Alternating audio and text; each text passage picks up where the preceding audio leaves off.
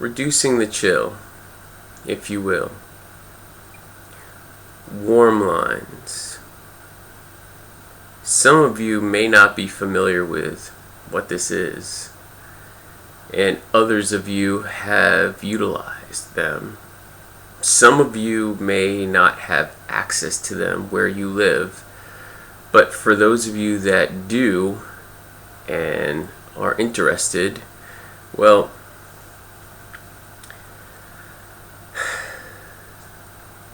I've had my moments for a while, especially on and off this year.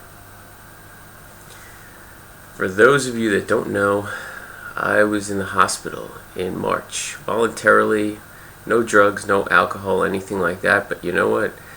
Things get to be a bit much. On and off, I've had therapy. I have emotional issues. And things just got to be a bit much. Well, Warmlines are there for people to potentially avoid going to the hospital. The people that work on them have emotional issues themselves, bipolar, and panic and anxiety, depression. So they know what it's like. Not dealing with the egos of psychologists and psychiatrists. Not all, though, but a lot of them do. Oh, I have some stories about that perhaps I'll get into, yeah. But in the past, I've called crisis line suicide prevention lines just to have someone to talk to, because when you really don't have people to talk to and you don't want to burden the people that you do and etc., you need to get it out. You can't keep it in. So using all of the positive resources that are there, use them. I create my music, I work out, but there's only so much I can do that. I make these videos, and it's hard to do sometimes.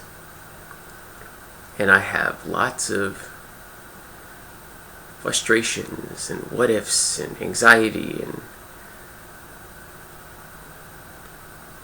all those things, like you do.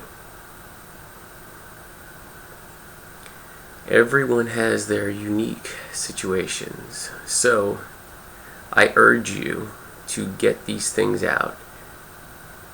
Use the positive things that are available. Call a warm line,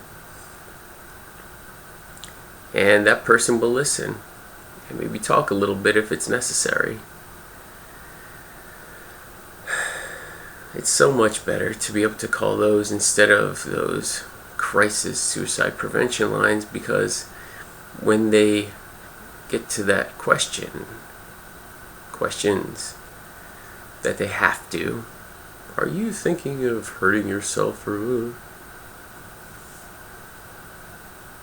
sometimes when I've had to call them because I've needed someone to talk to before the warm lines and whatnot, I would just get it out of the way initially. Look, for the last 5 or so years, there isn't much time that goes by where I don't think of something unproductive and scary, which is good. If that's scary, you should be scared by that. You should feel bad because it's not good. When I recognize that I have to speak to them, I want to be distracted and get stuff out, and I don't want to think about that. Because at times it's been at rather scary levels.